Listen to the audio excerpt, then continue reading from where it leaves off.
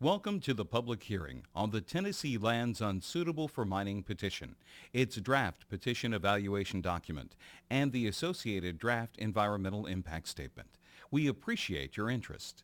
The purpose of this hearing is to inform you about the petition, the alternatives analyzed in the draft PED-EIS, and the results of our analysis to this point. No decision will be made until everyone has had an opportunity to comment. Another purpose of this hearing is to get your input. We look forward to receiving your comments. Please note the agenda items on screen. It is important that if you intend to speak in the public forum, that you sign up in advance to allow an orderly hearing. Sign up for the public speaking portion is underway now. Tennessee's governor originated the petition in September 2010.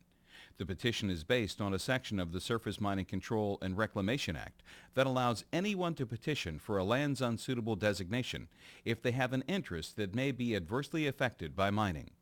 Ultimately, OSMRE will make a recommendation to the Secretary of the Interior, who will make the final decision on how to proceed.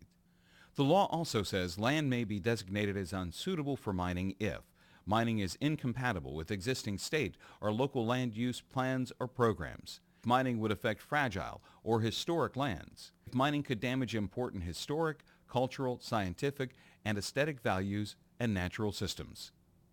If granted as written, the petition would do the following. It would prohibit mining on land within 600 feet of either side of certain ridgelines. It would prohibit mining on approximately 67,000 acres, over 505 miles of ridgelines. The law requires OSMRE, as the primary regulator of mining in the state, to develop a draft petition evaluation document and an environmental impact statement. OSMRE has combined these two documents. The PED evaluates the merits of the petition submitted by the state of Tennessee. The EIS analyzes the environmental impacts of the petition and other alternatives, examining the economic impact, the impact to society, and the impact to the environment. After extensive study, OSMRE has determined that mining would be incompatible with the 2015 Tennessee State Wildlife Action Plan and Tennessee's Comprehensive Wildlife Conservation Strategy. In addition, OSMRE determined mining could significantly damage fragile lands, damage wildlife habitat, and harm high-quality recreational areas. The EIS analyzed 6 alternatives, including the state's petition. Alternative 1 is known as the no action alternative. Under this, OSMRE would recommend the Secretary of the Interior deny the petition. Alternative 2 is the state's petition. This would grant the state's request with no modification, meaning all lands requested would be designated as unsuitable for mining. This would involve a total of 67,000 acres. Alternative 3, known as the preferred alternative, would grant the state's petition in part. It would prohibit new mining along designated areas, but allow access to previously mined areas. This would allow companies to continued access to remine previously disturbed land. After receiving the required permits, mine operators would be required to reclaim the disturbed areas to their pre-mining state. Alternative 4, similar to the preferred alternative, would grant the state's petition in part, but allow continued access to remine disturbed land. However, it would expand the acreage designated as unsuitable for mining to more than 76,000 acres.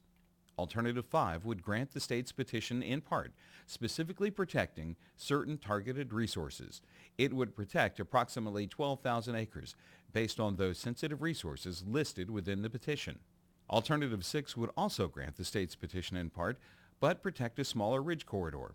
That corridor would be 600 feet wide. It would protect approximately 39,000 acres. The law requires OSMRE to identify and evaluate any coal resources that may lie in the petition area. The Bureau identified the following coal resources in that petition area. The Cumberland Block in red has 5 coal seams.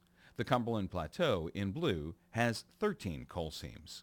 The evaluation identified 421 million tons of recoverable coal in the petition area. Of this total, 255 million tons might be produced by surface mining. 115 million tons might be recovered using underground mining. 49 million tons might be produced using auger mining. And 15 million tons might be produced remining old areas. The petition area has been mined for coal for more than 100 years. Mining will likely continue regardless of the unsuitability designation.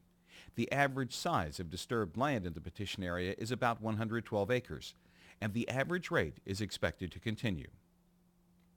About 391 miles of high walls exist in the petition area. If the petition is denied, those high walls would continue to pose a problem.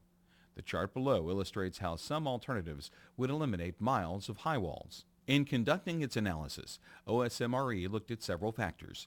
They include earth resources, air quality and greenhouse gases, water resources, wetlands, soils and vegetation, fish and wildlife including migratory birds, special status species, land use, aesthetics including visual resources and soundscapes, socioeconomics and environmental justice, cultural resources, and public health and safety.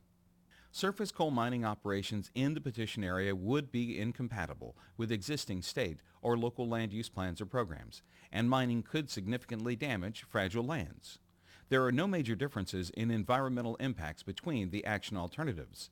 The rate of mining is 112 acres per year, and mining is occurring outside the petition area. There are benefits associated if remining occurs with the reclamation of pre-SMACRA high walls. Mining companies would be required to comply with permitting procedures and perform reclamation. The petitioner, the state of Tennessee, also has input on post-mining land use on SMACRA permits. OSMRE has considered each of the alternatives and provided the most complete analysis possible on the effect of each alternative. However, you have a role in providing your input before the petition is sent to the Secretary of the Interior. We ask that you examine the information provided here and online and submit your comments in a timely manner. OSMRE will consider all timely comments while developing the final petition evaluation document and the environmental impact statement.